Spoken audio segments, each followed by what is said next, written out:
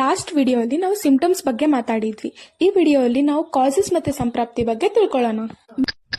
ಮಿಥ್ಯ ಆಹಾರ, ಮಿಥ್ಯ ವಿಹಾರ. ಮಿಥ್ಯ ಅಂದ್ರೆ ಇಂಪ್ರಾಪರ್ ಫುಡ್ ತಗೊಳ್ಳೋದು ಮತ್ತೆ ಇಂಪ್ರಾಪರ್ ಲೈಫ್ ಸ್ಟೈಲ್ ಮೇಂಟೈನ್ ಮಾಡೋದು. ಲೈಕ್ ಆಯಿಲಿ ಫುಡ್ ತಗೊಳ್ಳೋದು, ಸ್ಪೈಸಿ ಫುಡ್ ತಗೊಳ್ಳೋದು, ಮತ್ತೆ ನೈಟ್ ಎಲ್ಲ ಎಚ್ಚರ ಇರೋದು, ಮಾರ್ನಿಂಗ್ ಡೇ ಸ್ಲೀಪ್ ಮಾಡೋದು. ಬೀಜದೋಷ ಅಂತ ಅಂದ್ರೆ genetical abnormalities like sperm abnormalities ಇರ್ಬೋದು, ಓವಮ್ ಅಬ್ನಾರ್ಮಾಲಿಟೀಸ್ ಇರ್ಬೋದು, ಕ್ರೋಮೋಸೋಮಲ್ ಅಬ್ನಾರ್ಮಾಲಿಟೀಸ್ ಇರ್ಬೋದು, ಮತ್ತೆ ಹಾರ್ಮೋನಲ್ ಇಂಬ್ಯಾಲೆನ್ಸ್ ಆಗಿರ್ಬೋದು, ಸ್ಟ್ರೆಸ್ ಫ್ಯಾಕ್ಟರ್ಸ್ ಇರ್ಬೋದು, ಪೇಷಂಟಿಗೆ ಆಂಗ್ಸೈಟಿ ಇಶ್ಯೂಸ್ ಇರ್ಬೋದು, ಅಥವಾ HB ಲೋ ಇರ್ಬೋದು, ಟ್ರೋಮಾ ಆಗಿರ್ಬೋದು, ಚೈಲ್ಡ್ ಅಬ್ಯೂಸ್ ಇರ್ಬೋದು, ಇಂಪ್ರಾಪರ್ ಸ್ಲೀಪ್ ಇರ್ಬೋದು, ಆಕ್ಟಿವಿಟಿ ಲೆಸ್ ಇದ್ರೆ ಇದೆಲ್ಲ PCODಗೆ ಕಾಸಸ್ ಆಗುತ್ತೆ.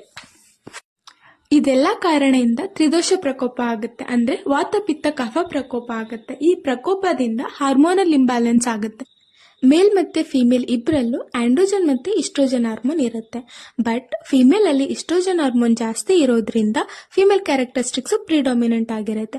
ಬಟ್ PCOD ಪೇಷಂಟ್ಸ್ ಅಲ್ಲಿ ಏನಾಗುತ್ತೆ ಅಂದ್ರೆ when compare to other womens androgen level ಸ್ವಲ್ಪ ಜಾಸ್ತಿ ಇರುತ್ತೆ. ಇದರಿಂದ ಏನಾಗುತ್ತೆ ಅಂದ್ರೆ ಓವಮ್ ಮೆಚುರೇಷನ್ ಸಪ್ರೆಸ್ ಆಗುತ್ತೆ. ಓವಮ್ ಮೆಚುರೇಷನ್ ಸಪ್ರೆಸ್ ಆದ್ರೆ ಸಿಸ್ಟ್ ಫಾರ್ಮೇಶನ್ ಆಗುತ್ತೆ ಓವರೀಸ್ ಅಲ್ಲಿ.